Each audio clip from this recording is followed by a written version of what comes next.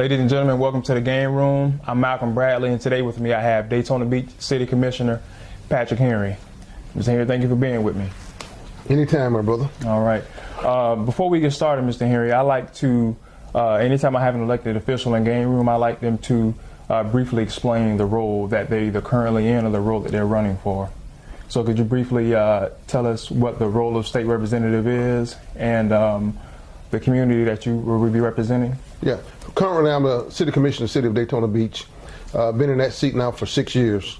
And I'm in the process of running for state representative. And state representative District 26 covers the Daytona area, all of the land, a little bit of Orange City, and a little bit of Lake Helen. Yes, sir. So it's a pretty big zone, okay, or a pretty big area. Yes, sir.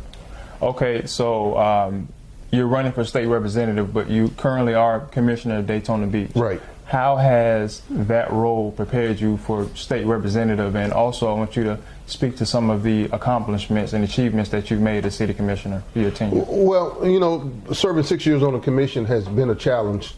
When I first got on the commission, we had double-digit unemployment. Currently now in 2016, we're at single-digit unemployment, so there has been growth. There was a tremendous downturn when I first got on that commission, and I'm not going to say me alone, but the commission as a whole has guided the city from its worst downturn to now we're at an economic growth that we've never experienced in the city.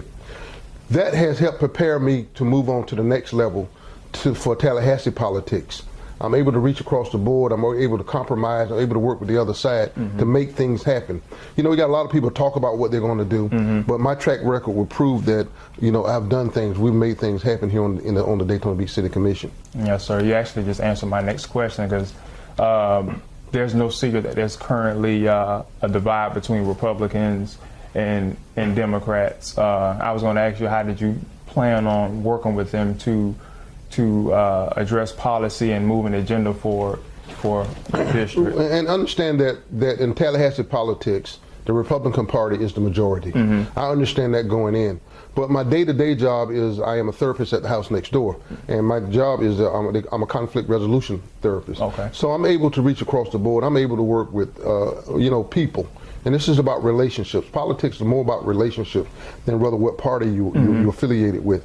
So I'm willing to reach across the board. I'm willing to, you know, extend the olive branch and say, what can we do for the good of all? And so we all get a piece of the pie instead of one side get all the pie, yes, sir, and the other side gets none of the pie. Also, too, I'm sure with you campaigning, traveling, and canvassing, what are some of the core issues that you hear from people that are voting from you in certain communities? Well, you know, it depends on what community you're in. Okay. In some communities, economic development, job creation is very important. In other communities, then we have you know, water issues. Yes, sir. We have environmental issues that's important. And in other communities, there may be something like the Zika virus. What are we going to do to make sure that the state of Florida is safe? So it depends on where you are. But collectively, you put all that together, then you have kind of a mindset going in as to what all the people want. Yes, and you sir. have to address those issues as you go. Yes, sir.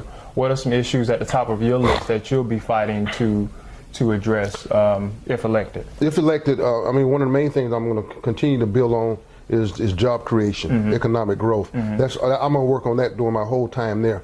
But coming out of the box, we got to address some water issues that people may not be aware of. The state of Florida drinking water comes out of the ground. It's an aquifer. Okay. Okay, and the aquifer is being contaminated several ways. One is from the leaching of fertilizer, and the other one is septic tanks. And one of the big things we're going to work on is in the Spring Hill area, a lot of those houses are on septic tanks. We want to get those houses off of the septic tanks and onto city sewer. Okay. Now to protect our drinking water. We can't do anything if we have contaminated drinking water long term. And that's an issue that the state of Florida tried to address last year with $100 million they put, but it's not enough money. Okay. Yes, sir.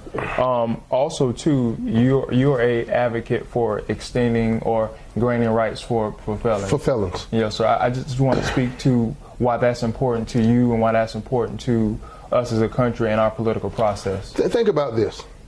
You do your time. You pay your debt to society. Then it's like, you know, it's double jeopardy. Now they take your rights away from you. I never thought that was fair. I thought if a person does their time, pay their debt to society, then we grant them their rights back, their voting rights as well as their civil. You just give them their rights back. It's the right thing to do. Yes, sir. And also too, a lot of people sacrificed freedoms and lives for people to have those rights. Right. So right, I agree. Also too, how do you plan to address community and law enforcement? Of course, there's been an increasingly uncomfortable vibe between police and communities. So how do you plan? It's ironic that you asked that question today. I just left Bethune-Cookman. I was at another forum for voting, but tonight there's going to be a forum with law enforcement and community. And right now we have at least 20 or 30 police departments from around the state who's actively recruiting minority police officers at Bethune-Cookman as we speak. And tonight there's going to be a forum with some of those same officers where there will be elected official, a person from the community, as well as a law enforcement officer at each table to discuss those same issues. Yes, sir. And I think, you know, the short answer to that is police departments are going to have to start hiring more minorities. Yes, sir. People who look like us to patrol us. Yes, sir. And the bigger answer is that these police officers, a lot of them is going to have to be retrained on cultural sensitivity, yes, sir. as well as shoot and don't shoot scenarios. Yes, sir. And when you say training, is training a bigger part of teaching people how not to shoot people of color, or that's just in training how to police people in general? In general, but it seems like, well, it don't seem like, it's obvious yes, that sir. people of color who are unarmed are getting shot at a much higher rate than other people of society. Yes, sir. I don't know whether it's a mindset which went on in this country for years. When I talk about training, and I've talked with the sheriff-elect and our police chief, Mike Chitwood, and he said, and his mindset is that police officers can be retrained to use firearms or lethal force secondary instead of that being the first option. Commissioner Henry, we appreciate you being with us today. Before we go, there may be some undecided voters about, you know, who they're going to vote for, but could you briefly just tell them why you're their candidate? Well, I'm their candidate for several reasons. One, I have a track record. You know, I don't talk negative about my opponent, but he's never held elective office. You know, I've been in this thing, 6 years as a commissioner, and my brother happens to be the mayor of the city of Daytona Beach, and we've been in politics for a lot of our adult life. Another thing that helped me prepare for this, for the last 2 years, I've been going up to Tallahassee, meeting with state senators, state legislators who's already in the position, trying to prepare myself for what this will be like. And not this past summer, but summer before last, I spent a good part of that summer up at Harvard University at John F. Kennedy School of Government, just trying to better prepare myself for government at a higher level than the local level. Yes, sir. I happen to work over here in DeLand, so I can bridge that gap between the west side of the county and the east side of the county, which we haven't had a representative that kind of represented the entire county since Joyce Cusack. So I think I would be that voice. I've worked over here in DeLand for 29 years. I live in Daytona, so I have a vested interest in both sides of the county.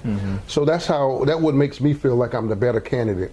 My track record speaks for itself. I get things done. Well said, well said. Well, again, thank you, Commissioner Henry. Thank you for watching the Game Room. This is Commissioner Henry running for Florida State Representative, District 26. We'll see you next time. Bye.